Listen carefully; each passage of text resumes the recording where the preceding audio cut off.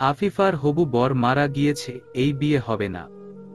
তিক্ত বাক্যটা কর্ণকুহরে আসতেই সমস্ত বিয়ে বাড়ি নিস্তব্ধ হয়ে গেল। আফিফা তার হবু বরের জন্য বধূ সেজে অপেক্ষা করছিল।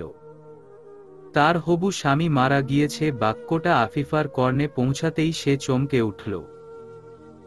চিন্তায় সমস্ত মস্তিষ্ক অকেজো হয়ে গেল। বুদ্ধিরা জোট বেঁধে পালিয়েছে। ভেতরটা শূন্যতায় ভরে উঠল। রিমির মুখে এমন কথা শুনে আফিফার বাবা নিজাম শিকদার ধপ করে জমিনে বসে পড়লেন। আফিফা দৌড়ে এসে বাবার পাশে বসল। সে উদ্বিগ্ন হয়ে বলল, তুমি চিন্তা করো না আব্বু, আমার কিছু হবে না। আমি ঠিক আছি, আমি থাকতে তোমাকে কেউ কথা শোনাতে পারবে না। নিজাম শিকদার নিস্তেজ হয়ে বসে রয়েছেন। আফিফার আখি যুগল বেয়ে অশ্রু গড়িয়ে পড়ছে। সে বিয়ে করতে পারবে না বলে তার আখি যুগল ভিজেনি, তার আখি যুগল ভিজেছে বাবার বিধ্বস্ত মুখশ্রী দেখে। চারদিকে কোলাহল সৃষ্টি হল, কিছু তিক্ত বাক্য কর্ণকুহরে এসে পৌঁছাতে লাগল। এই মেয়ে অপয়া বিয়ে না হতেই হবু স্বামী মারা গেল। এই মেয়ে যার ঘরে যাবে তার ঘরটা আধারে পরিপূর্ণ হয়ে যাবে। এই মেয়েকে কে বিয়ে করবে? আপনি সমাজে কিভাবে মুখ দেখাবেন নিজাম শিকদার? তার চেয়ে ভালো আমাদের বল্টুর সাথে আফিফার বিয়ে দিয়ে দিন। বিষাক্ত বাক্যগুলো ধারালো অস্ত্রের মতো বুকে এসে বিঁধছে। কায়ার সমস্ত হাড় ভাঙা ব্যথা অনুভব করছে আফিফা। আরহান বাবা এবং বোনের করুণ অবস্থা দেখে দিশেহারা হয়ে পড়ল। সে দ্রুত আফিফার কাছে এগিয়ে এলো। নিজাম শিকদার জ্ঞান হারিয়েছে। আফিফা এবং আরহান বাবার জ্ঞান ফেরালো। নিজাম শিকদারের জ্ঞান আসতেই মেয়েকে বুকের মধ্যে আগলে নিল। সে অস্থির হয়ে শুধালো, তোর কি হবে মা? আমি যে তোর সবচেয়ে বড় সর্বনাশটা করে ফেললাম। তুই আমাকে বলেছিলি তুই অনার্স শেষ করে বিয়ে করবি।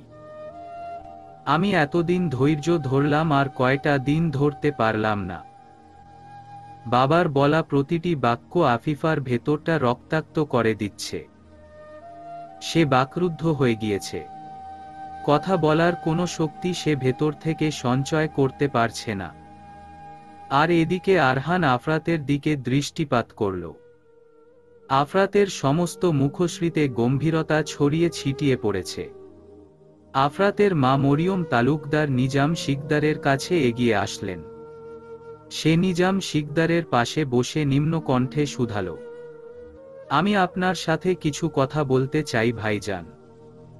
আমি জানি কথাগুলো আপনার কাছে মূল্যহীন লাগবে, তবুও আমি আপনার কাছে এই আর্জিটা করতে চাই। আপনি আমাকে ফিরিয়ে দিবেন না আশা করছি। মরিয়ম তালুকদারের কথায় স্থির দৃষ্টিতে মরিয়ম তালুকদারের দিকে দৃষ্টিপাত করল নিজাম শিকদার। আজ শিকদার পরিবার জুড়ে হাহাকার নেমে এসেছে।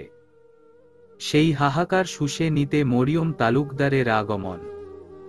ব্যাপারটা ভীষণ সুন্দর। আপনি আমার ছেলের বন্ধুর মা।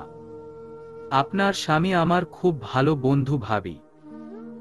আমি আশা রাখছি এমন কোনো কথা বলবেন না যেন আমি এবং আমার মেয়ে ভেতর থেকে আঘাতপ্রাপ্ত হই। নিজাম শিকদারের কথায় মরিয়ম তালুকদার দীর্ঘশ্বাস ছাড়ল। সে শান্ত কণ্ঠে বলল, আমি আফিফার সাথে আমার আফরাতের বিয়ে দিতে চাই। আপনি যদি অনুমতি দেন তাহলে এই আসরে আফিফার বিয়ে হবে। মরিয়ম তালুকদারের কথায় চমকে উঠল উপস্থিত সবাই। নিজের থেকে 3 বছরের বড় মেয়েকে বিয়ে করবে আফরাত। আফরাতের মুখশ্রীর কোনো পরিবর্তন হয়নি, সে আগের ন্যায় গম্ভীর মুখশ্রী করে দাঁড়িয়ে আছে। আফিফার মুখশ্রীর বদল এসেছে। সে বিস্ময় নয়নে মরিয়ম তালুকদারের দিকে দৃষ্টিপাত করে আছে। নিজাম শিকদার কিছুক্ষণ ভাবল। সে একটা দীর্ঘশ্বাস ছেড়ে বলল, আমি রাজি ভাবি। আপনার ছেলেকে বিয়ের জন্য রাজি করান। আমার ছেলে বিয়ের জন্য প্রস্তুত, আপনি আফিফাকে রাজি করান। আমি এই বিয়ে করব না আব্বু। নিজের থেকে 3 বছরের ছোট ছেলেকে আমি কিভাবে বিয়ে করব? আফিফার কথায় স্নিগ্ধ হাসলেন মরিয়ম তালুকদার। তার হাসি দেখে বিরক্ত হল আফিফা। মরিয়ম তালুকদার আফিফার মস্তকে হাত বুলাতে বুলাতে বলল, নিজের থেকে ছোট ছেলেকে বিয়ে করা কি পাপ মা? তোমার আঙ্কেলের থেকে আমি 2 বছরের বড়। এই কথাটা কেউ জানে না, আজকে তোমাকে বললাম। তুমি তো বিয়েই করবে মা, পাপ তো আর করবে না। একটা ছেলে যদি তার থেকে 4-5 বছরের ছোট মেয়েকে বিয়ে করতে পারে, তাহলে তুমি কেন 3 বছরের ছোট ছেলেকে বিয়ে করতে পারবে না? বিয়ের পরে তোমাকে শ্বশুর বাড়ি যেতে হবে না। তুমি তোমার বাড়িতে থাকবে আর আফরাত আমার বাড়িতে থাকবে। আফরাতের যখন একটা ভালো চাকরি হয়ে যাবে, তখন তোমাকে আমাদের বাড়িতে তুলে নিয়ে যাব। এখন সবকিছু তোমার ওপরে নির্ভর করছে মা। তোমার অমতে কিছুই হবে না। তুমি রাজি থাকলে বিয়ে হবে, না থাকলে বিয়ে হবে না। মরিয়ম তালুকদারের কথায় সবাই বিস্মিত হল। আফিফাও ভীষণ অবাক হল। নিজাম শিকদার আহত কণ্ঠে শুধালো, তুই আর অমত করিস নে মা, তুই এই বিয়েতে রাজি হয়ে যা। আফিফা থমকালো, কোনো বাক্য কণ্ঠনালীতে এসে পৌঁছাচ্ছে না।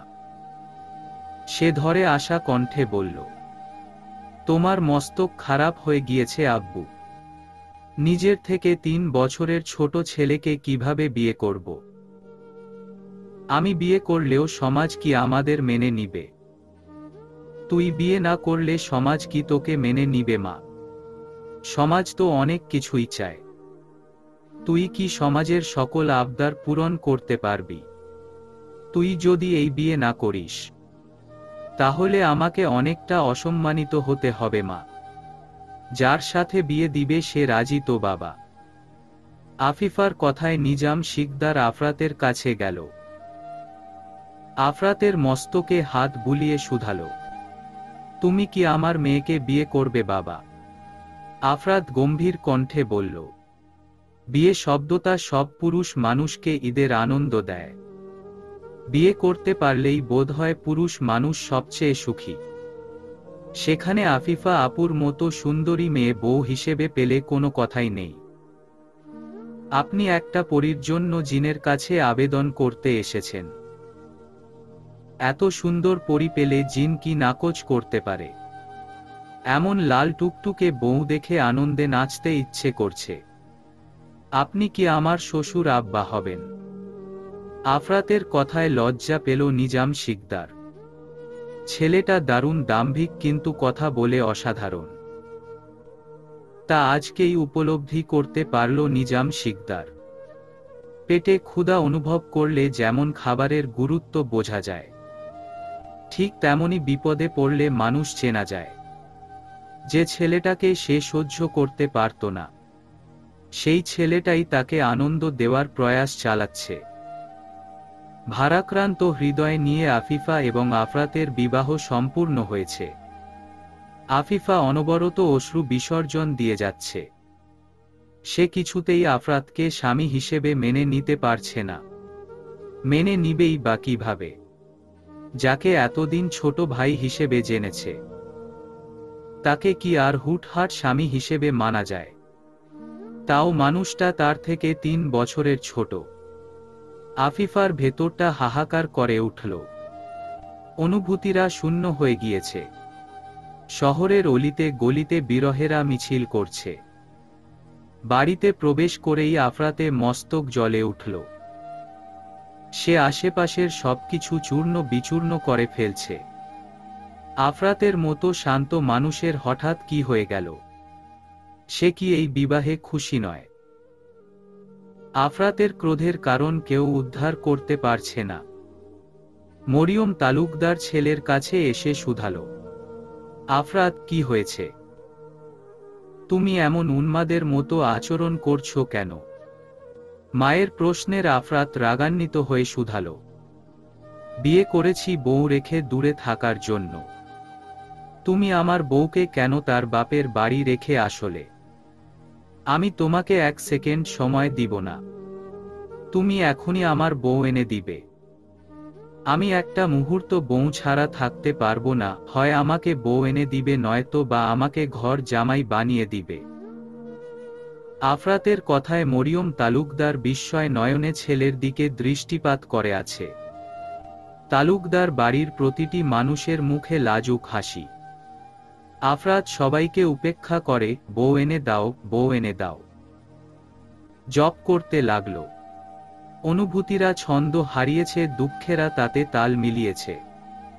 বুদ্ধিরা স্তব্ধ হয়ে গিয়েছে, মস্তিষ্ক টগবগ করে উঠছে। মনের আনাচে কানাচে বিষাদ ছড়িয়ে পড়েছে। তিক্ততা হৃদয়কে গ্রাস করে ফেলছে। বিষণ্ণতা মস্তিষ্ক জুড়ে বিচরণ করছে। নিজাম শিকদারের পাশে বসে আছে মরিয়ম তালুকদার।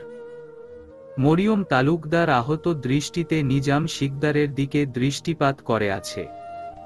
নিজাম শিকদার তা উপলব্ধি করতে পেরে ঠান্ডা মস্তকে শুধালো, আপনি আমাকে কিছু বলতে চাইছেন ভাবি? নিজাম শিকদারের প্রতিটি বাক্য মরিয়ম তালুকদারের ভেতরটা নাড়া দিয়ে উঠল। সে আমতা আমতা করে বলল, আসলে একটাই তো ছেলে বিয়ে দিয়েছি। সবাই চাইছে আপনার মেয়েটা আমাদের বাড়ি 7টা দিন থাকুক। নতুন বউ বাড়ি না আসলে কেমন দেখায় আপনিই বলুন। নিজাম শিকদার বুঝলেন মরিয়ম তালুকদারের কথা। তিনি মরিয়ম তালুকদারকে আশ্বস্ত করে বলল, আপনি চিন্তা করবেন না, আমি মেয়েকে বুঝিয়ে আপনার বাড়ি পাঠাচ্ছি। জানালার ধারে দাঁড়িয়ে রজনীর নিস্তব্ধ আধার দেখতে মগ্ন ছিল আফিফা। মনটা বিষণ্ণতায় ছেয়ে গিয়েছে। মনের শহরের অবিচল বিরহের মিছিল শুরু হয়েছে। আফিফার ভাবনার মাঝেই দরজাটা শব্দ করে জানান দিল কক্ষে কেউ প্রবেশ করেছে। আফিফা দৃষ্টি দিয়ে দেখল তার বাবা এসেছে। আফিফার পরনে এখনো বিয়ের সাজসজ্জা রয়েছে। মেয়েটার মুখশ্রী বহিঃপ্রকাশ ঘটাচ্ছে তার জীবনের সব রং সাদা হইয়া গেছে। নিজাম শিকদার মেয়ের মস্তকে হাত বুলাতে বুলাতে শুধালেন, বাবার ওপরে রাগ করেছিস মা? ভাগ্যের ওপরে কারো হাত নেই আব্বু। তুমি শুধু শুধু নিজের দিকে দোষ টেনে নিবে না। আমার ভাগ্যটা এত খারাপ কেন বলতে পারো আব্বু? ছোটবেলায় মা হারালাম, আজ আমার জন্য কোনো মা তার সন্তান হারালো। শেষে এসে একটা বাচ্চা ছেলেকে আমার বিয়ে করতে হলো। আমার ভীষণ কষ্ট হচ্ছে আব্বু, সহ্য করতে পারছি না। সবকিছু হারানোর যন্ত্রণা এতটা তীব্র হয় কেন আব্বু? মেয়ের বলা প্রতিটি বাক্য নিজাম শিকদারের বুকে ছিদ্র করে দিয়ে গেল। নিজাম শিকদার কাঁদছে। মেয়ের অশ্রুকণাগুলো বাবার হৃদয়টা রক্তাক্ত করে দিচ্ছে। নিজাম শিকদার দীর্ঘশ্বাস ছেড়ে শুধালো, আফরাতে মা এসেছে তোকে নিয়ে যেতে। উনার একমাত্র ছেলের বউ তুই। ওদেরও আশা থাকতে পারে। তুই না করিস না মা, তুই 7টা দিন ওদের বাড়ি থেকে আয়, তারপর আমি নিজে তোকে নিয়ে আসব। এমনটা তো কথা ছিল না আব্বু। আমি জানি এমনটা কথা ছিল না, কিন্তু ওদের দিকটাও আমাকে ভাবতে হবে। আমার যেতে ইচ্ছে করছে না আব্বু। ওরা আমাদের জন্য এত বড় আত্মত্যাগ করলো, আর আমরা এতটুকু পারবো না। আফিফার ইচ্ছে না থাকা সত্ত্বেও মরিয়ম তালুকদারের সাথে যেতে হলো। তালুকদার বাড়িতে আফরাতকে নিয়ে সবাই হাসাহাসি করছিল। এমন সময় আফিফাকে নিয়ে প্রবেশ করল মরিয়ম তালুকদার। আফিফাকে দেখেই আফরাতের হৃদস্পন্দনের গতিবেগ স্থির হয়ে গেল। সে মুগ্ধ নয়নে আফিফার দিকে দৃষ্টিপাত করে আছে। আফিফা মস্তক নুইয়ে মরিয়ম তালুকদারের পাশে দাঁড়িয়ে আছে। আফরাত আহত কণ্ঠে বলল, এই অবস্থায় মেয়েটাকে না নিয়ে আসলেও পারতে আম্মু। এমনিতেই মেয়েটার মনের অবস্থা ভালো না। সে বোধহয় একা থাকতে চেয়েছিল। তুমি কেন মেয়েটাকে কষ্ট দিতে গেলে? আফরাতের কথায় সবাই বিস্ময় নয়নে আফরাতের দিকে দৃষ্টিপাত করে আছে। এই ছেলেটা এতটা পল্টিবাজ হয়ে গেল কি করে? একটু আগেই বউ বউ করে মাথা খাচ্ছিল, হঠাৎ করেই সুর পাল্টে ফেলল। আফিফার প্রথম আফরাতের কথা ভালো লাগলো। কেউ অন্তত তার মনের ব্যথা বুঝেছে। কিন্তু কাল যে ছেলেটা আপু আপু বলে মস্তক ঝালাপালা করে দিত, আজ সেই ছেলেটা তাকে মেয়েটা বলে সম্বোধন করছে। তুমি আমার সাথে আমার কক্ষে এসো, তোমাকে আর কষ্ট করে এসব পড়ে থাকতে হবে না। আফরাতের কথায় লজ্জা পেল আফিফা। বাড়ি ভর্তি মানুষের সামনে তার বর তাকে কক্ষে ডাকছে, ভাবা যায় এগুলো?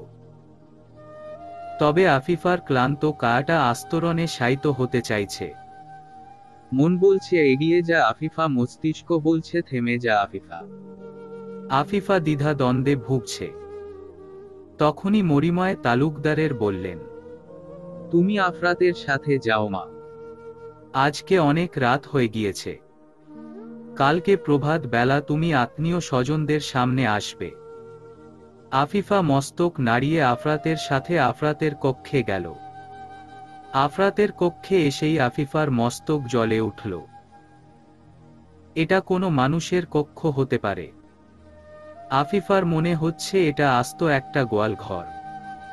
আফিফা চারপাশে একবার আখি যুগল বুলিয়ে নিল।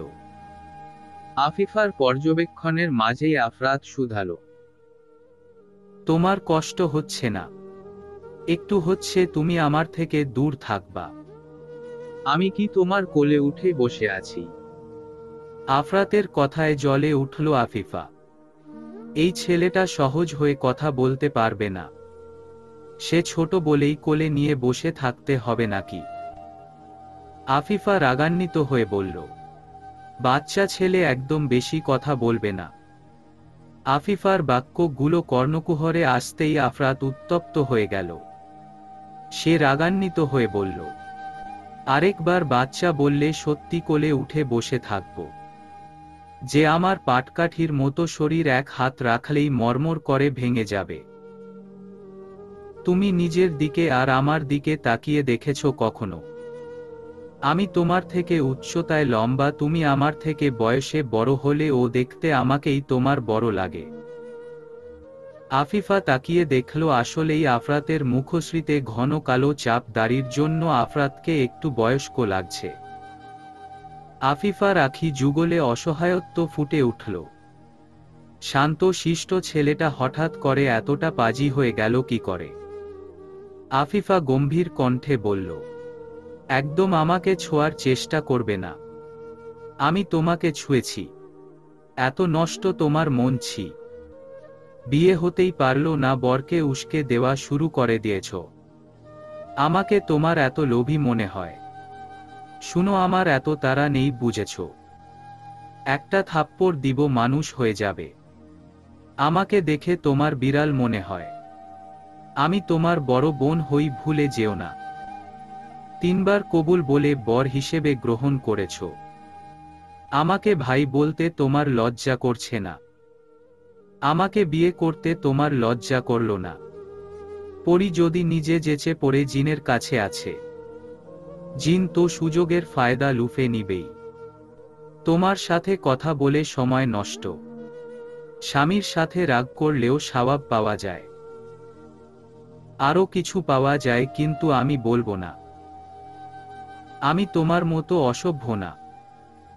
আমার লজ্জা শরম বলতে কিছু আছে, বুঝেছ? মরে গেলে ও বিশ্বাস করব না। আমার এখনো বাসর হয়নি, বাচ্চা হয়নি।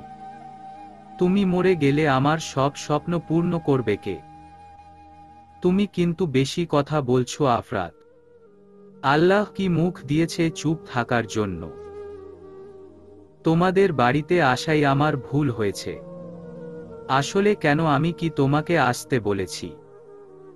তোমার মতো বেকার ছেলের কাছে আসার ইচ্ছে আমারও নেই। তোমার মতো ছেলের সাথে যার বিয়ে হবে তার কপাল পুড়বে। আমার কোনো কিছু লাগলে তোমার বাবা মায়ের কাছে গিয়ে হাত পাতব। মুহূর্তের মধ্যে আফরাতের মুখশ্রী গম্ভীর হয়ে গেল। দুটি আখি যুগল অসম্ভবভাবে রক্তিম বর্ণ ধারণ করল। আফরাত গম্ভীর কণ্ঠে বলল, মজা করা ভালো মেয়ে, তবে মজার নামে কারো ব্যক্তিত্বে আঘাত করা ভালো না। তোমার দায়িত্ব আমি ঠিক নিতে পারবো। দুদিন আগেও কি আমি জেনেছিলাম তোমার সাথে আমার বিয়ে হবে? যদি জানতাম অবশ্যই আমি কিছু করার চেষ্টা করতাম। আমি পুরুষ মানুষ, কাপুরুষ নই যে বাবার টাকায় তোমাকে খাওয়াব।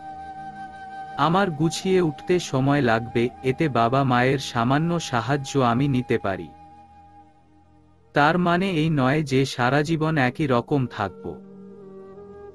যখন থেকে তোমাকে বিয়ে করেছি তখন থেকে মস্তিষ্ক বলছে আমাকে তোমার দায়িত্ব নিতে হবে। রজনীর আধার কেটে গেলে কাজের খোঁজে দৌড়াতে হবে। আর তুমি বলছো আমার বাবা মায়ের কাছে হাত পাতবে।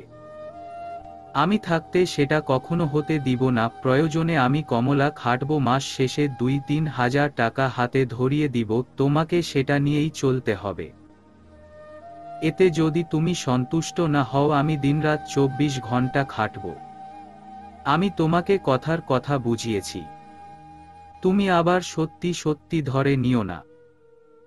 আমি শিক্ষিত ছেলে, 10,000-এর নিচে নিশ্চয়ই অর্থ পাব না। দরকার পড়লে পুরোটা তোমার হাতে তুলে দিব, আর নিজে বাবা মায়ের কাছে ভিক্ষা করবে। তোমার দায়িত্ব নিতে পারলেই হয়েছে। আমারটা আমি বাবা মার থেকে সাহায্য নিব। আমার উপার্জনের পরিমাণ যখন বৃদ্ধি পাবে তখন নিব না। মানুষ এক লাফে গাছে উঠতে পারে না। আফরাতের কথায় মুগ্ধ হল আফিফা। ছেলেটা দারুণ কথা বলতে জানে। তবে এই মুহূর্তে আফরাতকে তার ভীষণ বিরক্ত লাগছে। হঠাৎ করেই সব মুগ্ধতাকে আষাঢ়ের ঘন কালো মেঘের দল গ্রাস করে ফেলল। চন্দ্র মেঘের আড়ালে মুখ লুকিয়েছে। ধরণীর বুকে হিম শীতল হাওয়া ছড়িয়ে পড়েছে। গাছের ডালগুলো বাতাসে হেলে দুলে পড়ছে। নিস্তব্ধ অম্বর জানান দিচ্ছে বর্ষণের ধারা ধেয়ে আসছে। সময়ের সাথে তাল মিলিয়ে ঝড়ের বেগ প্রকোপ পেতে শুরু করল। অম্বর তার অবস্থা জানান দিতেই বিদ্যুৎ কক্ষের সাথে বিচ্ছেদ ঘটাল। আলোয় আলোকপাত, কক্ষটা মুহূর্তের মধ্যে আধারে রূপ নিল। বিদ্যুৎ বিচ্ছিন্ন হতেই আফিফার অন্তর আত্মা কেঁপে উঠল। সে শৈশব থেকেই ঝড় বৃষ্টি করে ভীষণ ভয় পায়। আফিফা ভয়ে জড়ো সড়ো হয়ে উঠে বসল। আফিফাকে অস্থির হতে দেখে আফরাত শুধালো, কি হয়েছে তোমার? তুমি কি কোনো কারণ ভয় পাচ্ছ? আমি কি ভয় পাবার মতো কোনো কাজ করেছি? আফিফার পক্ষ থেকে উত্তর এলো না। আফিফা দুহাতে নিজেকে আঁকড়ে ধরে রেখেছে। আফরাত চিন্তিত হলো, সে তো আফিফাকে কোনোভাবে অসম্মান করেনি, তাহলে আফিফা ভয় পাচ্ছে কেন? আফরাত আবার শুধালো, তুমি কথা বলছো না কেন? আমি ঝড় বৃষ্টি ভয় পাই। আফিফার কথা শুনে আফরাত শব্দ করে হেসে উঠল। এতক্ষণে আফরাতে অশান্ত বুকটা প্রশস্ত হল। আফরাত উঠে আফিফার পাশে বসল। আফিফার রক্তিম দৃষ্টিতে আফরাতের দিকে দৃষ্টিপাত করল, কিন্তু আফরাত আধারে তা দেখতেও পেল না। আফরাত নিজের ফোনের আলো জ্বালিয়ে বলল, তুমি নাকি আমার থেকে বড় সামান্য ঝড় বৃষ্টি ভয় পাও? আমাকে তো খুব কথা শোনাতে এখন নিজেই বাচ্চাদের মতো আচরণ করছো। তুমি যেমন কুকুর ভয় পাও, ঠিক তেমনি আমি ঝড় বৃষ্টি ভয় পাই। কারো দুর্বলতা জেনে হাসা উচিত নয়। আফিফা বেশ সিরিয়াস হয়ে গিয়েছে। আফরাত কোনো বাক্য উচ্চারণ না করে স্তব্ধ হয়ে বসে রইল। দুজনের নিস্তব্ধতা বুঝি মেঘ মামার সহ্য হয়নি, তাই তো সে বিকট শব্দে গর্জন করে উঠল। আফিফা মুখশ্রীতে মা শব্দ উচ্চারণ করে আফরাতকে আলিঙ্গন করল। জীবনে প্রথম কোনো নারীর স্পর্শ পেয়ে আফরাতের হৃদক্রিয়া কার্যক্রম বন্ধ করে নিল। অনুভূতিরা অদ্ভুত মোহে জেগে উঠেছে। এই অনুভূতির সাথে পরিচিত নয় আফরাত, তবে তার এই অনুভূতি ভীষণ ভালো লাগছে।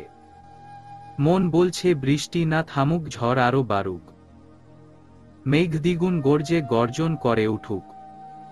কিন্তু তার আশার পানি ঢেলে দিয়ে 10 মিনিট পর পরিবেশ শান্ত হলো। পরিবেশ শান্ত হতেই আফিফা আফরাতের থেকে ছিটকে দূরে সরে দাঁড়ালো।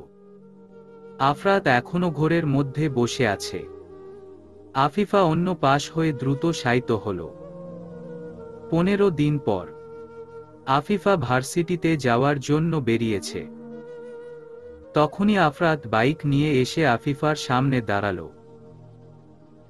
আফরাতকে দেখে বিরক্তিতে মুখশ্রী কুঁচকে এলো আফিফার।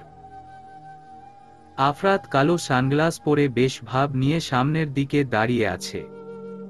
আফিফা গাড়িতে উঠছে না দেখে সে নিজেই শুধালো, গাড়ির জন্য দাঁড়িয়ে আছো? আজকে আর গাড়ি পাবে না। তুমি আমার সাথে চলো, আমি তোমাকে ভার্সিটিতে নামিয়ে দিয়ে আসছি।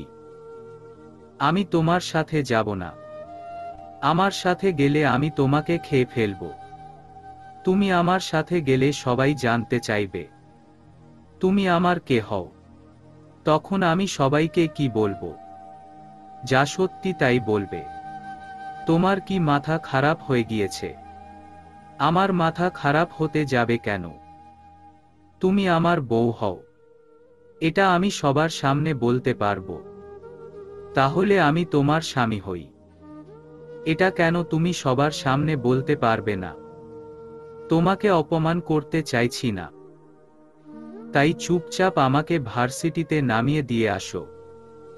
বাক্যগুলো শেষ করেই আফিফা আফরাতের কাঁধে হাত রেখে বসল। আফরাতের সমস্যা শরীর অদ্ভুতভাবে শিউরে উঠল। এই রমণীর ছোঁয়ায় জাদু আছে, নয়তো এই রমণীর ছোঁয়া শরীরে লাগতেই ভেতরটা বাজে ভাবে এলোমেলো যায়। সূর্য মস্তিষ্ক উত্তপ্ত করতে মেতে উঠেছে। সময়ের সাথে তাল মিলিয়ে তেজের প্রখরতা বৃদ্ধি পেতে শুরু করেছে। শহরের কোলাহলপূর্ণ পরিবেশে আফিফা দৃষ্টি স্থির হল একজন সুদর্শন যুবকের ওপর। মুহূর্তে মধ্যে আফিফার বুকের মধ্যে ছ্যাদ কইরা উঠল। আফিফা ভয়ঙ্কর রকমের অবাক হয়েছে। তার সমস্ত মুখশ্রী বেয়ে ঘাম গড়িয়ে পড়ছে। আফিফা চেঁচিয়ে বলল, আফরাত, গাড়ি থামাও, আমি রেহানকে দেখতে পেয়েছি। আফিফার বাক্যগুলো কর্ণকুহরে পৌঁছাতেই আফরাতের বুকের মধ্যে ধক করে উঠল। আখি যুগল অসম্ভবভাবে রক্তিম বর্ণ ধারণ করল। আফরাতের ভেতরে অস্থিরতার ঝড় বয়ে যাচ্ছে।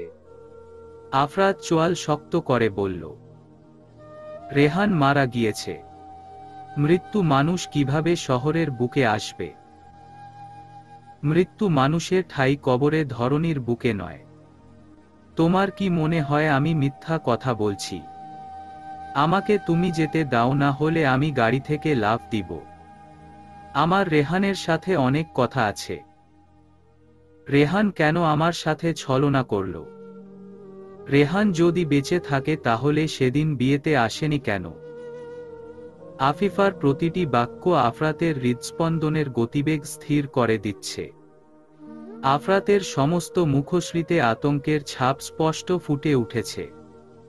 আফরাত দ্রুত সামনের দিকে অগ্রসর হতে চাইল, কিন্তু আফিফা আফরাতের হৃদয়টা রক্তাক্ত করে দিয়ে বাইক থেকে লাফ দিল। গাড়ির স্পিড অল্প থাকায় আফিফা খুব একটা ব্যথা পেল না, তবে হাত পায়ের চামড়া কিছুটা ছিলে গিয়েছে। আফরাত গাড়ি থামিয়ে দৌড়ে আফিফার কাছে এলো। সে অস্থির হয়ে শুধালো, তোমার কিছু হয়নি তো আফিফা? আফরাতের অশান্ত মুখ আফিফা ডাকটা বুকে এসে লাগল।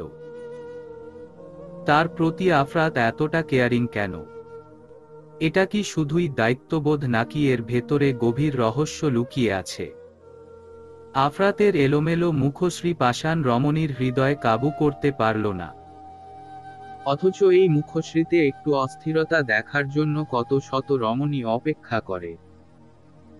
আফিফা রাগান্বিত হয়ে বলল, আমি তোমাকে গাড়ি থামাতে বলেছিলাম, তবুও তুমি গাড়ি থামাচ্ছিলে না কেন? তোমাকে আমি বললাম আমি রেহানকে দেখেছি। তবুও তুমি আমার কথা বিশ্বাস করলে না কেন? রেহানকে তুমি খুব ভালোবাসো বুঝি? আফরাতের প্রশ্নে হকচকিয়ে যায় আফিফা। সে রেহানকে ভালোবাসে না, তবে রেহানের থেকে অনেক কিছু জানার আছে। রেহান যদি বিয়েতে রাজি না থাকত, তবে তাকে মিথ্যা স্বপ্ন কেন দেখালো? সে রেহানকে ভালোবাসেনি ঠিকই, কিন্তু রেহানকে নিয়ে একটু হলেও মনে গহীনে স্বপ্ন বুনেছিল। আফিফার নীরবতা আফরাতের ভেতরটা চূর্ণ বিচূর্ণ করে দিল। আফরাত আবার শুধালো, তুমি যদি রেহানকে ভালোবাসো, তাহলে আমি নিজে তোমাকে রেহানের হাতে তুলে দিব। আফরাতের কথায় আফিফার সমস্ত মুখশ্রী চকচক করে উঠল। সে উদ্বিগ্ন হয়ে শুধালো, তুমি সত্যি কথা বলছো? তুমি আমার সাথে রেহানের দেখা করিয়ে দিবে? তুমি নিজেই তো রেহানের সাথে দেখা করতে চাইছো। বাচ্চা মেয়েদের মতো কান্না করে না বাবু। আমি তোমাকে বিকালে রেহানের কবরের কাছে নিয়ে যাব। তারপর তুমি দিনভর অশ্রু বিসর্জন দিবে আর বলবে, ওগো তুমি আমাকে রেখে কেন চলে গেলে? আফরাতের কথায় জ্বলে উঠল আফিফা। সে এই অসভ্য ছেলেটাকে সত্যি বিশ্বাস করেছিল, আর এই অসভ্যটা তাকে নিয়ে মজা লুটছে। আফিফার ভেতরটা অদ্ভুতভাবে হাহাকার করে উঠল। তাকে বোঝার মতো ধরনীর বুকে কেউ নেই। অজানা এক শূন্যতা তার ভেতরটাকে বিষণ্ণ করে তুলেছে। আফিফা উঠে দাঁড়ালো। আফরাত আফিফাকে নিয়ে ভার্সিটিতে না গিয়ে বাড়ি চলে গেল। বাড়ি এসে আফিফার সমস্ত মন মস্তিষ্ক বিষণ্ণতায় ছেয়ে গেল। সে যতক্ষণ আফরাতের সাথে থাকে সময়গুলো অদ্ভুতভাবে ভীষণ সুন্দর কাটে। হৃদয় জুড়ে অনুভূতির বীরচন ঘটে। কিন্তু ছেলেটার থেকে দূরে সরলেই বিষাদ মনকে গ্রাস করে ফেলে। আফিফা উপলব্ধি করতে পারছে, সে ছেলেটার প্রতি বাজে ভাবে দুর্বল হতে শুরু করেছে। নিজের দুর্বলতার কথা স্মরণ করে একটা দীর্ঘশ্বাস ছাড়ল আফিফা। সুপ্ত অনুভূতিগুলো মেঘের আড়ালে লুকিয়েছে। বিষাদগুলো হাহাকারের ছন্দ তুলতে ব্যস্ত। অশান্ত মনটা উত্তাল সমুদ্রের ন্যায় উথাল পাতাল করছে। ভারাক্রান্ত হৃদয়টা ক্ষণিকের জন্য স্থির হয়ে গেল। বুকের মধ্যে অশান্ত ধুকপুকানির শব্দ কর্ণকুহরে এসে পৌঁছাচ্ছে। রেহান আফিফার ফোনে ফোন দিয়েছে। আফিফার সমস্ত শরীরে ধীর গতিতে কম্পন সৃষ্টি হয়েছে। আফিফা নিষ্পলক চাহনিতে ফোনের স্ক্রিনের দিকে দৃষ্টিপাত করে আছে। হঠাৎ করে ভেতরটা কুঁগিয়ে উঠল। আফরাতের কথা ভীষণ মনে পড়ছে। সে রেহানের সাথে কথা বলেছে। সেটা যদি আফরাত জেনে যায়? আজকাল আফরাত সমস্ত মস্তিষ্ক জুড়ে বিচরণ করে। সে ভেবে পায় না, বাচ্চা ছেলেটার প্রতি তার মন এত দুর্বল হয়ে গেল কি করে। আফিফা দীর্ঘ শ্বাস ছেড়ে ফোনটা কর্ণে ধরল। ওপর প্রান্ত থেকে কারো অস্থির কণ্ঠস্বর ভেসে এলো, আফিফা, আমি তোমার সাথে দেখা করতে চাই। তোমার সাথে আমার অনেক গুরুত্বপূর্ণ কথা আছে। অনেক মিথ্যার আড়ালে সত্য মাটি চাপা পড়ে গিয়েছে। তুমি কবে আমার সাথে দেখা করবে? আফিফা থমকালো। হৃদয় জুড়ে অস্থিরতা বিরাজমান করছে। মনের কোলে হাজারো প্রশ্ন ঢলে পড়েছে। আফিফা উদ্বিগ্ন হয়ে শুধালো, তুমি এতদিন কোথায় ছিলে? আমি তোমাকে দেখেছিলাম, কিন্তু আফরাত আমার কথা বিশ্বাস করেনি। আমি ভুল ছিলাম না। আমি জানতাম তুমি বেঁচে আছো। আফরাত বাক্যটা কর্ণকুহরে আসতেই সমস্ত মস্তিষ্ক ঝনঝন করে উঠল। সমস্ত মন জুড়ে ঘৃণার আনাগোনা শুরু করে গেল। রেহান চোয়াল শক্ত করে শুধালো, তুমি আমার সাথে কবে দেখা করবে সেটা বলো। আফরাত অনুমতি না দিলে কিভাবে দেখা করব? মুহূর্তের মধ্যে রেহানের মস্তিষ্ক টগবগ করে উঠল। মেয়েটার মস্তিষ্ক জুড়ে শুধু আফরাত আর আফরাত। ছেলেটা জাদু জানে নাকি আফিফার মতো মেয়ের হৃদয়ে প্রবেশ করে ফেলছে। তুমি যদি আমার সাথে দেখা না করো, তাহলে সুপ্তিকে আমি খুন করে ফেলব। তুমি যদি ভুলেও কাউকে বলার চেষ্টা করেছ, তাহলে সুপ্তির সাথে আফরাতের জীবনটাও অকালে মৃত্যুর মুখে ঢলে পড়বে। রেহানের বাক্যগুলো আফিফার অন্তর আত্মা কাঁপিয়ে তুলল। এই রেহানের সাথে সে পরিচিত নয়। তবে কি রেহান বাহিরে যা দেখায় তার ভেতরে অন্য রহস্য লুকিয়ে আছে? সমস্ত মস্তিষ্ক অকেজো হয়ে আসলো আফিফার। আজকে তার নিজেকে ভীষণ দিশেহারা লাগছে। পার্কের এক কোণে দাঁড়িয়ে আছে রেহান আর আফিফা। রেহানের সমস্ত মুখশ্রী গম্ভীর হয়ে আছে। আফিফা স্থির হয়ে দাঁড়িয়ে আছে। আজকে তার রেহানকে ভীষণ ভয় লাগছে। রেহানের মাঝে আগের মতো সুন্দর অনুভূতি খুঁজে পাচ্ছে না আফিফা। রেহান গম্ভীর কণ্ঠে শুধালো, আফরাতকে ডিভোর্স দিতে হবে, কবে দিবে তাই বলো। অসম্ভব, আমি আফরাতকে কখনো ডিভোর্স দিব না। এতটুকু ছেলের সাথে সংসার করবে? তোমার লজ্জা করছে না? লজ্জা করবে কেন? তুমি বেঁচে থেকেও আমাকে বিয়ে করতে আসনি। ওই ছেলেটা আমার খারাপ সময়ে আমার পাশে থেকেছে, আমার মন ভালো রাখার চেষ্টা করেছে। এমন একটা মানুষকে ভালো না বেঁচে থাকা যায়? আমাকে বিয়ে না করলে সুপ্তিকে মেরে ফেলব। রেহানের কথা শেষ হতেই আফরাত পেছনে থেকে রেহানের চুল হাতের মুঠোয় পুরে নিয়ে বলল, সুপ্তিকে মারার মতো অবস্থায় থাকলে তো মারবি। আফরাতকে দেখে চমকে উঠল আফিফা। আফিফা দ্রুত আফরাতের থেকে রেহানকে সরিয়ে দিয়ে শুধালো, তুমি কেন এখানে এসেছ? আফরাতের সমস্ত মুখশ্রী ভয়ঙ্কর ভাবে রক্তিম বর্ণ ধারণ করেছে। আফিফা আফরাতকে এমন রেগে যেতে আগে কখনো দেখেনি। আফরাত রাগান্বিত হয়ে শুধালো, সব কৈফিয়ত তোমাকে দিতে হবে। তুমি এখানে আসার আগে আমাকে বলে এসেছিলে বিয়ের পরে পরকিয়া করতে চাও। আমার বাড়ির বউ হয়ে এসব করতে পারবে না। তোমার যদি এসব নষ্টামি করতে হয়, তাহলে আমাকে ডিভোর্স দিয়ে করবে। আফরাতের কথা শেষ হবার সাথে সাথে আফিফা আফরাতের গালে থাপ্পড় বসিয়ে দিল। আকস্মিক ঘটনায় আরহান স্তব্ধ হয়ে গেল। আফিফা চেঁচিয়ে বলল, তুমি আমার কে হও? তোমাকে আমার সব বিষয়ে মাথা ঘামাতে কে বলেছে? তুমি কোন সাহসে রেহানের গায়ে হাত দিয়েছ? তোমার জন্য যদি সুপ্তির কিছু হয়ে যায়, তাহলে আমি তোমাকে ক্ষমা করব না। আফরাত তাচ্ছিল্য করে বলল, আরহান, তোর বোন কি জানে না এই পার্কে শরীর বিক্রি হয়? তোর বোনের শরীর বিক্রি করার যেহেতু এতই তাড়া, তাহলে সে আমাকে বললেই পারত। আমি তাকে দ্বিগুণ টাকা দিয়ে কিনে নিতাম। আমার বাপের টাকার অভাব পড়ছে নাকি? শুধু শুধু রোদে পুড়ে পায়ে হেঁটে তোর এই বোনের জন্য ইনকাম করতে যাই। আরহান নিম্ন কণ্ঠে বলল, আপু, তুমি এখানে এসেছো কেন? রেহান সুপ্তিকে তুলে নিয়ে এসেছে, সেজন্য আমাকে এখানে আসতে হয়েছে।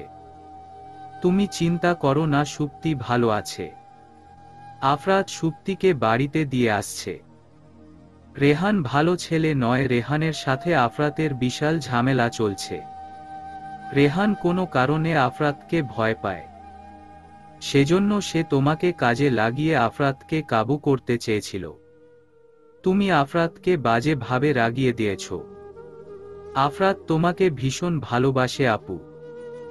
তোমাকে পাওয়ার জন্য ও যতদূর যেতে হয় গিয়েছে, কিন্তু তুমি ওর ভালোবাসার মূল্যটা দিলে না। আমি জানি না আফরাত আজকের পরে তোমার সাথে সম্পর্ক রাখবে কিনা, তবে এটুকু বলতে পারি, তুমি আফরাতের মনটা ভেঙে চুরমার করে দিয়েছ। তুমি এমনটা না করলেও পারতে। তার মানে আফরাতই রেহানকে বিয়ের দিন সরিয়েছিল? না। তাহলে বিয়ের দিন রেহান হোটেল মেয়েদের নিয়ে মগ্ন ছিল, আর রেহানের মৃত্যুর খবরটা আফরাত ছড়িয়েছে। না হলে সে তোমাকে বিয়ে করতে পারত না। তোমাকে পাওয়ার জন্য যে মানুষটা পুরো পৃথিবীর সাথে লড়াই করল, আর তুমি তাকে আঘাত করলে আপু। পুরো পৃথিবীর মানে। আফরাতের পরিবার তোমাকে মেনে নিবে না। শুধুমাত্র আফরাতের জেদের কাছে তারা হার মেনে গিয়েছে।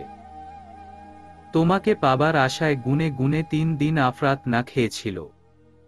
এসব কথা আমাকে আগে বলিসনি কেন? আফরাতের নিষেধ ছিল। আফরাতকে দেখতে যতটা আলা ভোলা মনে হয়, ভেতর থেকে ও তার চেয়েও বেশি ভয়ঙ্কর। তাদের কথোপকথন মধ্যে পুলিশ এসে রেহানকে ধরে নিয়ে গেল। আফরাত বিলম্ব না করে দ্রুত স্থান ত্যাগ করল। আফিফা অসহায় দৃষ্টিতে ভাইয়ের দিকে দৃষ্টিপাত করে আছে। অনুভূতিরা আনন্দে মেতে উঠেছে। বুদ্ধিটা মনের আনাচে কানাচে দোল খেলছে। বিষাদকে গ্রাস করে নিয়েছে এক টুকরো সুখানুভূতি। হৃদয়টা শীতলতায় আবদ্ধ হয়ে গিয়েছে। আফিফা নববধূ সাজে নিজেকে সাজিয়ে তুলেছে। আফিফার মানিয়ে নেওয়াটা সবাইকে করেছে মণিমুগ্ধ। আফরাতের সমস্ত কক্ষ পুষ্প দিয়ে সজ্জিত করা হয়েছে। বিষণ্ণ মন দিয়ে কক্ষে প্রবেশ করল আফরাত। সমস্ত কক্ষ আধারে ছেয়ে আছে তা দেখে মুহূর্তের মধ্যে মস্তিষ্ক উত্তপ্ত হয়ে গেল। চন্দ্রের আলো বেলকনির দরজাতে এসে পড়েছে। আফরাত আলো অনুসরণ করে বেলকনির দিকে অগ্রসর হল। আফরাত কক্ষ ত্যাগ করতেই সমস্ত কক্ষ মোমবাতির আলোয় আলোকিত হয়ে উঠল। আফরাত উপলব্ধি করতে পারল কক্ষে কেউ এসেছে। আফিফা বেলকনিতে এসে আফরাতকে পেছনে থেকে আলিঙ্গন করল। আফরাতের সমস্ত শরীর শিউরে উঠল। এই আলিঙ্গনে কিছু তো একটা আছে। এই মেয়েটা আলিঙ্গন করলেই ভেতরটায় ভালোবাসার মোহ জেগে উঠে। কিন্তু এখন ভালোবাসার মোহে বিমোহিত হবার সময় নয়। তাকে শক্ত থাকতে হবে। মেয়েটা তাকে ভেতর থেকে আঘাতপ্রাপ্ত করেছে। এত সহজে মেয়েটা সে মাফ করবে না, কিন্তু অনুভূতিরা তা মানতে নারাজ। মাফ করে দাও বলে মিছিল শুরু করে দিয়েছে। আফরাত আফিফাকে সরাতে চাইলে আফিফা আরো শক্ত করে আফরাতকে জড়িয়ে ধরল। আফরাতের সমস্ত শরীর অবশ হয়ে আসছে। তার কথা বলার শক্তি ক্ষয় হতে শুরু করে দিয়েছে। তবুও সে কপট রাগ দেখিয়ে বলল, তুমি আমাদের বাসায় কি করতে এসেছো? তোমার কাছে এসেছি। কেন এসেছো? আমি আমার স্বামীর বাড়িতে আসতেই পারি। আফিফার বলা প্রতিটি বাক্য আফরাতের মুখশ্রীতে তাচ্ছিল্য ফুটিয়ে তুলল। আফরাতের ভেতরটা হাহাকার করে উঠল। সে দীর্ঘশ্বাস ছেড়ে বলল, আমি তোমাকে ডিভোর্স দিয়ে দিব। বাচ্চা ছেলের মুখে এত বড় বড় কথা মানায় না। একদম বাচ্চা বলবে না। তুমিও একদম বাজে কথা বলবে না। আমি তোমার বিয়ে করা বউ। আমাকে বিয়ে করার সময় মনে ছিল না তোমাদের মতো ছেলেদের আমার ভালো করে জানা আছে। এরা আবেগের বশে বড় মেয়েকে বিয়ে করবে। দুদিন যেতে না যেতেই অপছন্দের হয়ে গেলাম। তুমি কেন অপছন্দের হয়েছ সেটা আমার থেকে তুমি ভালো জানো। তোমাকে অপছন্দ হবার কোনো কারণ আমার কাছে ছিল না, কিন্তু তুমি কারণটা তৈরি করে দিয়েছ। তোমার সাথে আমি কথা বলতে চাইছি না। তুমি আমার কক্ষ থেকে বের হয়ে যাও। আমি একা থাকতে চাই। আমার হৃদয়ে অস্থিরতা ঝড় তুলে দিয়েছ। আমি এতটা অশান্ত থাকবো আর তুমি শান্ত থাকবে, এটা তো আমি হতে দিব না। দরকার পড়লে তোমাকে অশান্ত করে দিয়ে পালাবো। আমি তোমাকে অসম্মান করতে চাই না। তাহলে সম্মান করো। তোমাকে সম্মান করার জন্য রেহান আছে। রেহানকে সরিয়ে দেওয়ার জন্য তুমি আছো। আফিফার বলার বাক্যগুলো আফরাতের হৃদয় ভয়ঙ্কর ভাবে কাঁপিয়ে তুলল। আফরাত কেমন জানি নিস্তব্ধ হয়ে গেল। আফিফা আফরাতের পিঠে পরম আবেশে মস্তক ঠেকিয়ে রেখেছে। আফরাত আফিফাকে নিজের থেকে ছাড়িয়ে নিল। আফরাত কক্ষে যাবে এমন সময় আফিফা বলল, অবহেলায় যদি করবে তাহলে ভালোবেসে ছিলে কেন? তুমি আমার ভালোবাসার মূল্য দাওনি। আমি কি কারো সাথে পালিয়ে চলে গিয়েছি? তার থেকেও বড় আঘাত তুমি আমার হৃদয়ে করেছ। আমি আর এমন ভুল করব না। ক্ষমা করে দাও আফরাত। আমি ক্ষমা করার কে আফিফা? আফিফার ভেতরটা কেঁপে উঠল। আফরাত যখনই তার নামটা উচ্চারণ করে তখনই ভেতরটা কেমন জানি অস্থির হয়ে ওঠে। আফিফা মলিন কণ্ঠে বলল, চলে যেতে বলছো? তোমাকে ধরে রেখেছি। আচ্ছা থাকো, চলে গেলাম। আর আসবো না। এত সাজতেন কে বলেছিল? আফিফা চলে যাচ্ছিল। আফরাতের বলা বাক্য শুনে থেমে যায় দুটি চরণ। আফরাত তার দিকে নজর দিয়েছে। তার মানে তার সাজসজ্জা সার্থকতা পেয়েছে। আফিফা অসহায় দৃষ্টিতে আফরাতের দিকে দৃষ্টিপাত করল। আফরাত আফিফার দিকে দৃষ্টিপাত করে আছে। আফিফার ভেতরে অস্থিরতার ঝড় বইতে শুরু করে দিয়েছে। আফরাত আফিফার কাছে এসে আফিফার আখিযুগলের অশ্রুকণাটুকু মুছে দিল। আফিফাকে নিজের বুকের সাথে চেপে ধরে বলল, তুমি আমায় এত কষ্ট দাও কেন? আমি ইচ্ছে করে কষ্ট দেইনি।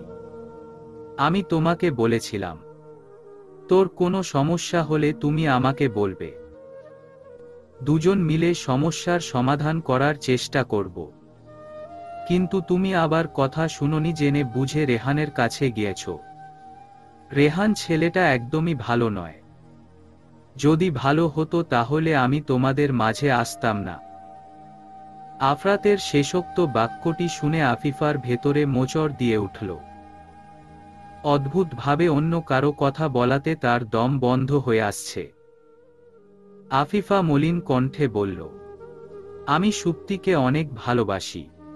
আমি মায়ের আদর পাইনি।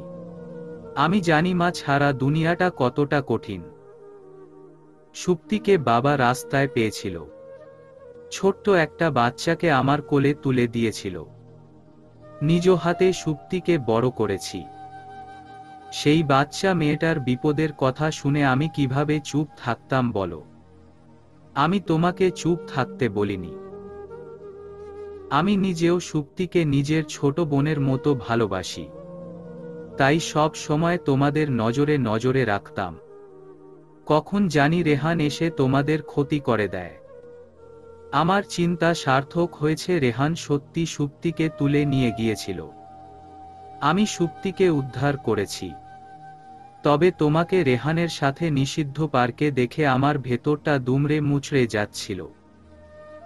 আমার ভেতরে সে কি অসহনীয় যন্ত্রণা করছিল। আমি তোমাকে অন্য পুরুষের সাথে সহ্য করতে পারছিলাম না আফিফা।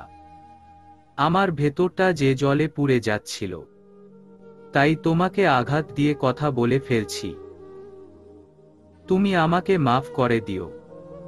আমার কথায় তুমি কষ্ট পেও না আফিফা। তুমি একবার আমাকে ভালোবেসে দেখো, আমি তোমার সব কষ্ট মোচন করে দিব। আমি তোমাকে ভালোবাসি কি না তা জানি না।